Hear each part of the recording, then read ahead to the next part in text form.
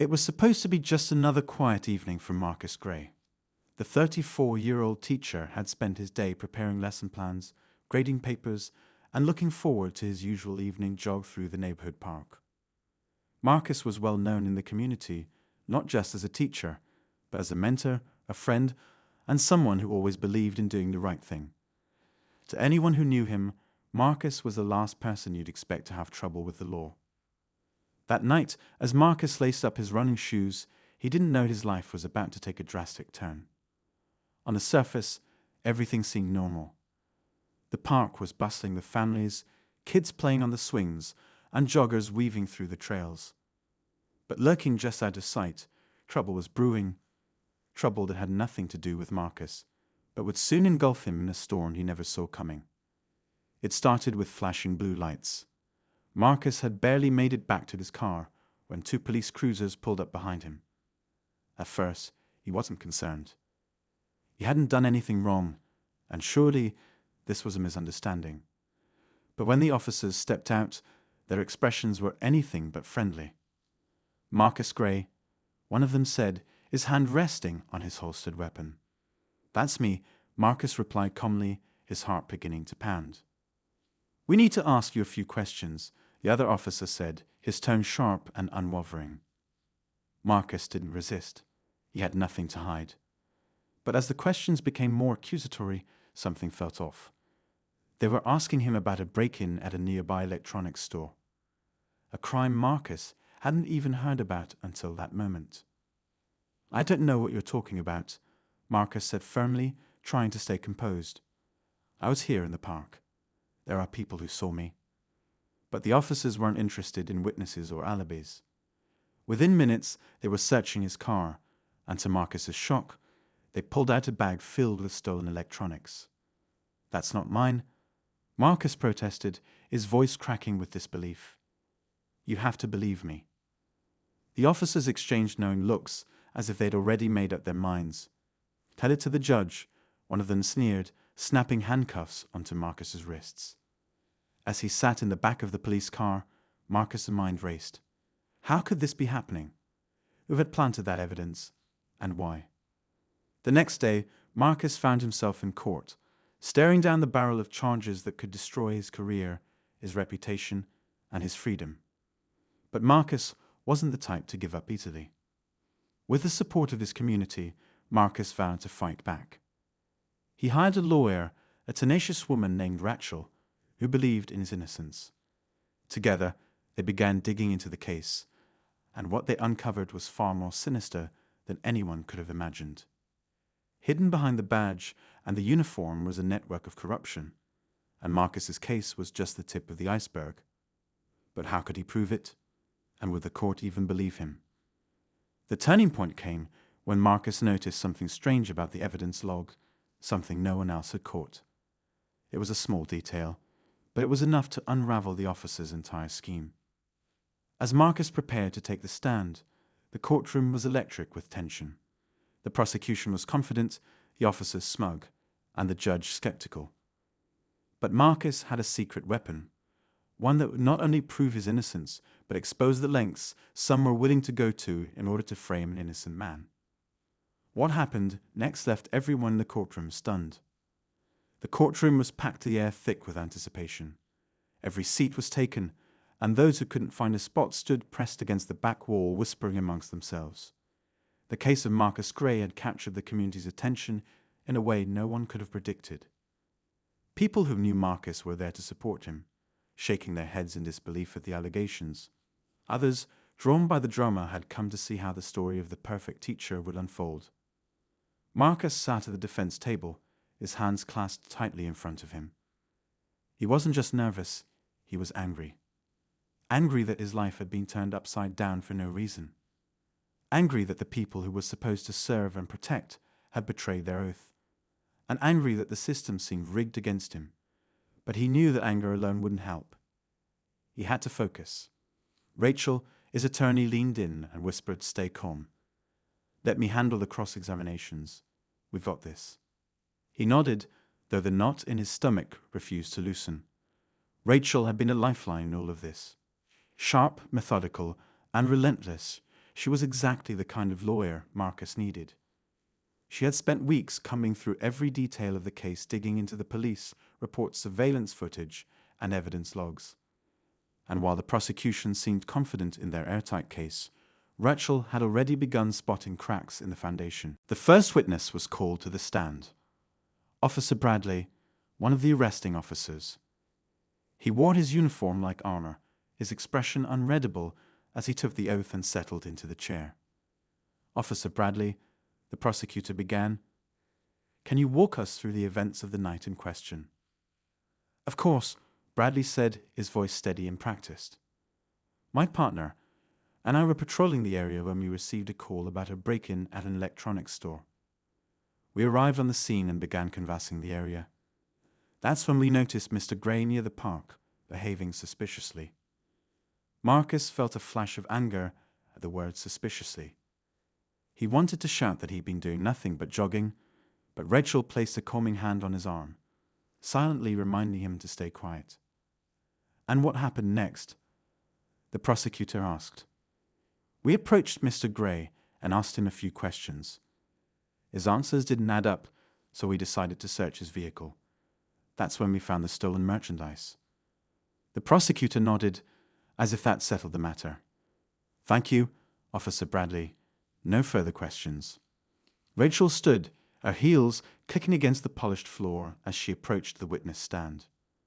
Her voice was calm, but carried an edge of steel. "Officer Bradley, you mentioned that you found stolen merchandise in Mr. Gray's vehicle. Can you tell us exactly where it was located?" "In the trunk," Bradley replied. "And was the trunk locked when you searched it?" "Yes, it was," Bradley said. Rachel tilted her head slightly as if puzzled. "Locked, you say? So how did you open it?" Bradley hesitated for a fraction of a second, but it was enough for Rachel to seize on. "We used the keys," he said finally. Rachel smiled, though there was no warmth in it. "The keys that were in Mr. Gray's possession, correct?" "Yes."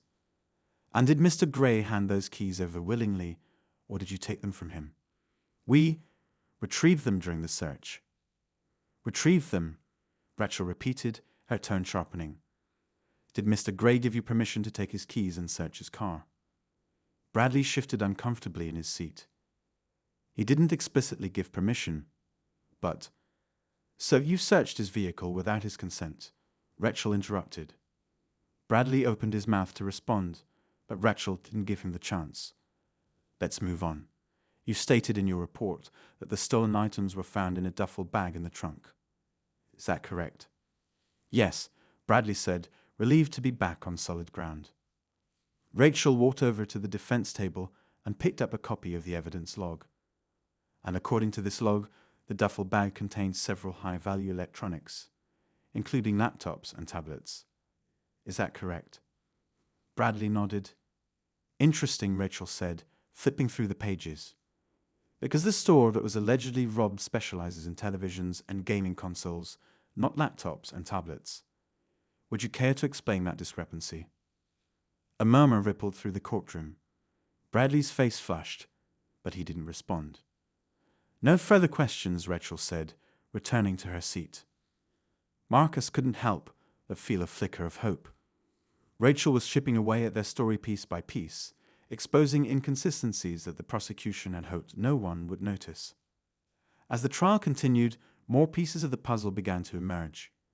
Witnesses who had seen Marcus in the park that night came forward to testify, each one confirming that he'd been nowhere near the electronics store at the time of the crime. Surveillance footage from nearby businesses showed Marcus jogging along his usual route, completely unaware of the chaos unfolding just a few blocks away. But the most damning evidence came from an unexpected source, the evidence log itself.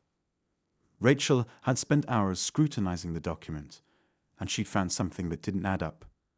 The timestamps on the log were inconsistent, with entries recorded before the alleged robbery even took place.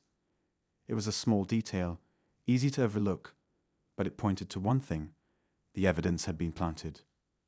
As Rachel presented her findings to the court, the tension in the room was palpable. The judge leaned forward, his expression unreadable, while the prosecution scrambled to counter her argument, but the damage had been done. By the end of the day, it was clear that the case against Marcus wasn't as airtight as it seemed. The officer's credibility was in question, and the jury was beginning to doubt the narrative they'd been fed. Still, the fight was far from over. Marcus knew that exposing the truth wouldn't be easy. The system wasn't designed to admit its mistakes, and those who benefited from corruption would do everything in their power to protect themselves. As the court adjourned for the day, Marcus sat in his car, staring at the city's skyline. He thought about everything he'd lost: the sleepless nights, the whispers behind his back, the students who looked at him differently now. But he also thought about what he stood to gain. This wasn't just about clearing his name. It was about holding people accountable, about showing his community and himself that justice was worth fighting for. As he started his car and drove home, Marcus couldn't shake the feeling that the hardest part was yet to come. He didn't know who he could trust, or how far his opponents would go to silence him. But one thing was certain: he wasn't giving up. Not now, not ever. Marcus could feel the weight of the battle ahead pressing down on him. The next morning, as he walked into the courtroom, he saw the same faces, some familiar, others strangers. But there was one new face in the crowd, seated in the far back. A young man, perhaps in his early 20s, wearing a baseball cap pulled low over his face. He sat still, his eyes fixed on Marcus in a way that sent a flicker of unease through him. Rachel noticed it too and whispered, "Focus on the case. Don't let anything distract you." The prosecution was ready with their next move. They brought in another officer, Sergeant Donovan, to reinforce the narrative they had built. Donovan had a reputation in the department for being thorough, the kind of officer whose reports were rarely questioned. "Sergeant Donovan," the prosecutor began, "you've worked on dozens of cases involving theft and property crime. How does this case compare to others you've investigated?" Donovan's voice was calm, calculated. "It's consistent with what we often see. The suspect was found near the crime scene with stolen goods in his possession. The evidence speaks for itself." Rachel studied Donovan closely, her sharp eyes catching every nuance in his tone and body language. When it was her turn to cross-examine, she wasted no time. "Sergeant Donovan, you stated that the evidence speaks for itself. But isn't it true that evidence can sometimes be manipulated or misinterpreted?" Donovan stiffened slightly. "I suppose that's possible in theory, but I've never encountered it in my career." Rachel smiled, though it didn't reach her eyes. "Never? That's impressive. Tell me, Sergeant, who was responsible for logging the evidence in this case?" Donovan hesitated for the briefest moment before answering, "Officer Bradley and I." "And were there any irregularities in the process?" "None that I'm aware of," Donovan replied, his voice steady. Rachel stepped closer, her tone growing sharper. "Are you aware that the timestamps on the evidence log show entries recorded before the alleged crime took place?" The room fell silent. Donovan's jaw tightened. "I don't handle the technical aspects of the logs. That would be Officer Bradley's responsibility." "So you're saying you didn't personally verify the timestamps?" Rachel pressed. "That's correct." Rachel nodded slowly, as if considering his answer. "One more question, Sergeant. Are you aware of any disciplinary actions or complaints filed against Officer Bradley in the past?" The prosecutor quickly objected, claiming irrelevance, but Rachel countered, arguing that the credibility of the officers involved was central to the case. The judge allowed the question. Donovan's discomfort was palpable. "I'm aware of some complaints, yes, but none of them were substantiated." Rachel tilted her head. "Complaints like falsifying reports or mishandling evidence." Donovan didn't answer immediately, and the silence spoke volumes. The tension in the courtroom was electric. The cracks in the prosecution's case were growing wider, and Marcus could feel a shift in the room. People were beginning to question the narrative they'd been fed. But as the trial unfolded, Marcus started noticing something else. The young man in the baseball cap was at every session, always sitting in the same spot, always watching. He never spoke to anyone, never reacted to the proceedings, but his presence was impossible to ignore. One evening, As Marcus left the courthouse, the man approached him. "Mr. Gray," he said, his voice low and urgent. "Can I talk to you for a second?" Marcus hesitated, glancing around. Rachel had warned him about engaging with strangers during the trial, but there was something in the man's tone that made him pause. "I don't have much time," the man continued, "but I think I have something that could help you. Meet me tonight at 8 at the diner on 5th and Main. I'll explain everything." Before Marcus could respond, the man slipped away into the crowd. That night, Marcus found himself sitting in the corner booth of the diner, his heart pounding. The man arrived a few minutes later, sliding into the seat across from him. "My name's Elijah," he said, pulling a small flash drive from his pocket. "I used to work with Officer Bradley. We were partners before he transferred to this precinct. I know how he operates." Marcus leaned forward, his voice barely above a whisper. "What do you mean?" Elijah glanced around nervously. "Bradley has a system. He plants evidence, manipulates reports, whatever it takes to close a case and boost his stats. I didn't say anything back then because I was scared of the fallout, but I can't keep quiet anymore." Marcus felt a surge of anger and disbelief. "Why are you telling me this now?" "Because I saw what they're doing to you," Elijah said, his voice tight with guilt. "And because I've got proof." He slid the flash drive across the table. "This has copies of emails, texts, and internal memos. It's not everything, but it's enough to show a pattern. Use it wisely." Marcus stared at the drive, his mind racing. If what Elijah was saying was true, this could change everything. But it also raised more questions. How deep did the corruption go? And how far would they go to protect their secrets? As Elijah stood to leave, he placed a hand on Marcus's shoulder. "Be careful," he said. "They don't like loose ends." Marcus sat there for a long time, staring at the flash drive in his hand. He knew that using it would escalate the stakes, but he also knew he didn't have a choice. The fight wasn't just about clearing his name anymore. It was about exposing the truth, no matter the cost. Marcus stared at the flash drive in his hand, its weight feeling heavier than it should have been. Elijah's warning echoed in his ears. They don't like loose ends. He knew that stepping forward with this evidence would put him in even greater danger, but it wasn't just his fight anymore. The corruption wasn't an isolated incident, it was systemic, and if he backed down, it would continue ruining lives. He took a deep breath and made the decision to give it to Rachel first thing in the morning. The next day, Marcus arrived at Rachel's office early, the weight of what he was about to share pressing down on him. Rachel looked up from her desk as he walked in, her sharp gaze softening slightly when she saw the seriousness on his face. "What's going on?" she asked, setting her papers aside. Marcus handed her the flash drive. "Elijah gave me this. He used to work with Officer Bradley.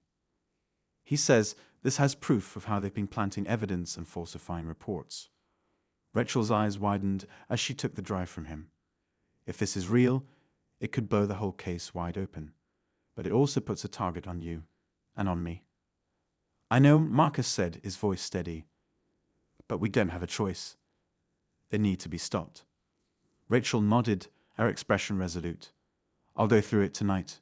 If it's solid, we'll bring it to the judge tomorrow. But we need to be careful. If the prosecution gets wind of this before we're ready, they'll try to bury it. Or worse." That night, Rachel stayed in her office, poring over the files on the flash drive. What she found was more damning than she had anticipated. Emails between Officer Bradley and several other officers detailed plans to frame suspects, inflate arrest numbers, and cover up misconduct. There were even memos discussing how to handle whistleblowers, thinly veiled threats disguised as policy reminders. Rachel's heart raced as she printed out key documents and backed up the files on multiple drives. She knew they had something explosive, but it also made her deeply uneasy. If Bradley and his associates were willing to go this far, what else were they capable of? The next morning, Rachel and Marcus arrived at the courthouse, armed with the new evidence. The tension in the air was palpable as they waited for their case to be called. Marcus couldn't help but notice Officer Bradley watching him from across the room, his expression cold and calculating. When the trial resumed, Rachel wasted no time introducing the evidence. "Your Honor," she began, her voice firm, "we have obtained new information that is critical to this case. It reveals a pattern of corruption and misconduct involving Officer Bradley and others in his precinct. We request permission to present it to the court." The judge looked skeptical but intrigued. "Proceed carefully, Miss Carter. If this evidence is as significant as you claim, it will have serious implications." Rachel began by presenting the emails, walking the court through each piece of evidence with meticulous detail. As she spoke, the room grew increasingly tense. The prosecution objected repeatedly, claiming the evidence was inadmissible, but the judge overruled them, allowing Rachel to continue. When she finished, the courtroom was silent. Even the jury seemed shaken by what they had heard. The judge called for a recess to review the evidence in private, leaving Marcus and Rachel to wait anxiously in the hallway. But the tension didn't end there. As Marcus stepped outside to get some air, he noticed a black SUV parked across the street. Two men in plain clothes were sitting inside, their eyes fixed on him. He tried to ignore them, but a chill ran down his spine. Rachel joined him a few minutes later, her face pale but determined. "The judge is taking this seriously," she said. "But we're not out of the woods yet. If Bradley and his people feel cornered, they might do something desperate." As they returned to the courthouse, Marcus couldn't shake the feeling of being watched. The men in the SUV were still there, and their presence only added to the growing sense of danger. Inside, the courtroom was buzzing with speculation. The prosecution was scrambling to contain the fallout, while the defense team prepared for what they knew would be an intense battle. Marcus felt the weight of every gaze on him, some sympathetic, others skeptical. When the judge returned, her expression was unreadable.